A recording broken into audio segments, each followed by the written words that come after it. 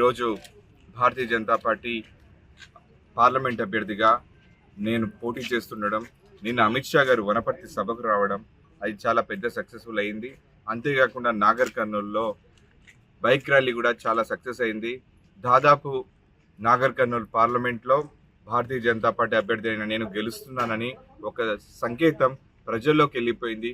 ప్రజలందరూ కూడా నరేంద్ర మోడీ గారి నాయకత్వాన్ని కోరుకుంటూ ఉన్న ఈ తరుణంలో ఒక వ్యక్తి ఆల్రెడీ స్వేరోస్ పేరుతో ప్రజల్ని మోసం చేస్తూ ప్రజల్ని రాజకీయ కూపంలోకి దింపి పిల్లల్ని వాళ్ళ చదువుల్ని వాళ్ళ వ్యవస్థను కూడా నిర్వీర్యం చేసే వ్యక్తి ఈరోజు వాట్సాప్లో సోషల్ మీడియాలో నాపై అసత్య ప్రచారం చేస్తున్నాడు. దాన్ని చూసి ప్రజలందరూ కూడా ఆయన నమ్మరు. అయినా కానీ ఆ పిల్లలందరూ కూడా సోషల్ మీడియాలో కంప్లైంట్ ఇవ్వమని చెప్పడం జరిగింది. ఈరోజు పోలీస్ స్టేషన్లో RS Praveen Kumar, BRS candidate, X BSP chief మరియు సోషల్ మీడియా ఇన్ఛార్జ్ అభిలాష్ రావు మీద కంప్లైంట్ ఇవ్వడం జరిగింది. నా మీద కొన్ని గ్రూప్లలో అసత్య ప్రచారం చేయడం జరుగుతుంది. 250 కోట్ల బేరమట. ఆయన బీఆర్ఎస్లోకి వెళ్ళినప్పుడు వచ్చిన బేరం ఎంతనో ఆయన రాసుకున్నట్టుగా ఈ ప్రచారం చేస్తున్నారు తప్పితే ఈ పేపర్ ఏ పేపరో తెలియదు. ఒక పేపర్ కటింగ్ పెట్టిర్రు, మీడియాను అవమానిస్తున్నారు. మీడియా కూడా దీనిపైన ప్రత్యేక చర్యలు తీసుకోవాలి. అథెంటికేషన్ లేకుండా ఒక పేపర్ ఎట్లా వాట్సాప్లోకి వెళ్తుంది, ఇందులో ఉన్నది నిజమా అబద్ధమా అని ఎట్లా తెలుసుకుంటారు?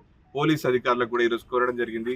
రేపు ఎలక్షన్ పెట్టుకొని ఇటువంటి మెసేజ్ పంపడం ప్రజలను ఓటింగ్కి దూరంగా ఉంచడానికి ఇవన్నీ కారణమవుతాయి. కాబట్టి ఎలక్షన్ కమిషన్ మరియు పోలీస్ స్టేషన్లో ఉన్న అధికారులు కూడా డిఎస్పీ, ఎస్పీకి కూడా ఈరోజు కంప్లైంట్ చేయడం జరిగింది. వీరందరూ కూడా పాజిటివ్గా రెస్పాండ్ అయ్యారు. ప్రజలకు ఈరోజు ఒక విన్నపం చేయదలుచుకున్నాను. వీళ్ళు గెలవలేరని, బీజేపీ నాగర్ కర్నూలు పార్లమెంట్ గడ్డపై జెండా ఎగరేస్తుందని ఒక భయం పట్టుకుంది.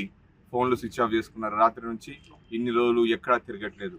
కానీ నేను నిన్న పొద్దున వనపర్తి సభలో అమిత్ షా గారి పక్కన కూర్చున్నాను. మొన్న మోడీ గారితో నారాయణపేటలో ఉన్నాను. నిన్న సాయంత్రం బైక్ ర్యాలీలో ఉన్నాను. ప్రజల్లో ఈరోజు గెలుస్తామనే ధీమతో మేముంటే ఓడిపోతామనే భయంతో ఫోన్లు స్విచ్ ఆఫ్ చేసుకొని ఈరోజు ఇటువంటి అసత్య ప్రచారాలు వాట్సాప్లో చేయడం జరుగుతుంది.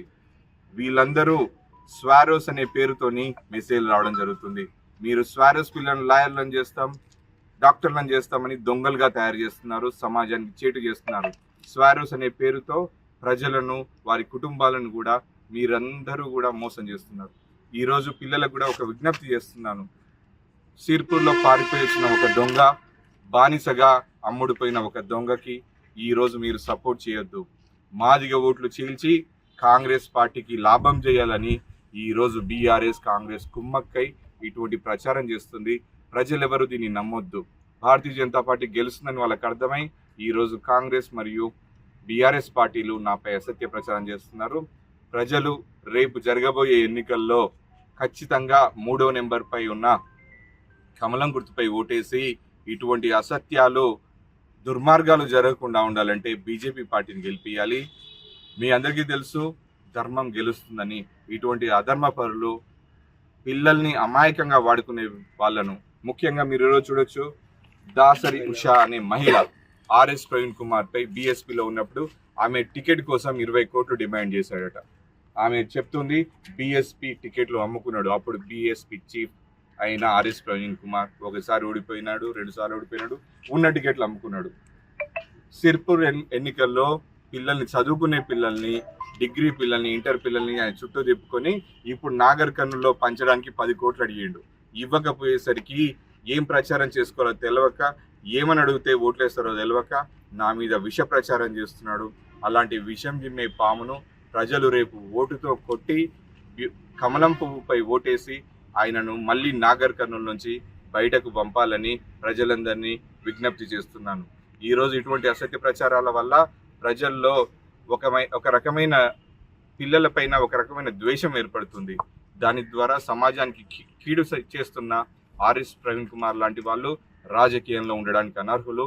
అటువంటి వారికి టికెట్ ఇచ్చిన బీఆర్ఎస్ పార్టీ కూడా ఇటువంటి ప్రోత్సహిస్తూ ఈరోజు సోషల్ మీడియాలో అసత్య ప్రచారాలు చేస్తుంది. కాబట్టి వీరిద్దరిని తరిమి కొట్టాల్సిన సమయం రేపే ఉంది. రేపు ఓటు ద్వారా బీజేపీకి, కమలం పువ్వుకి ఓటేసి భవిష్యత్తులో ఇటువంటి దుర్మార్గాలు, దారుణాలు జరగకుండా చూడాలని ప్రజలందరికీ విజ్ఞప్తి చేస్తున్నారు.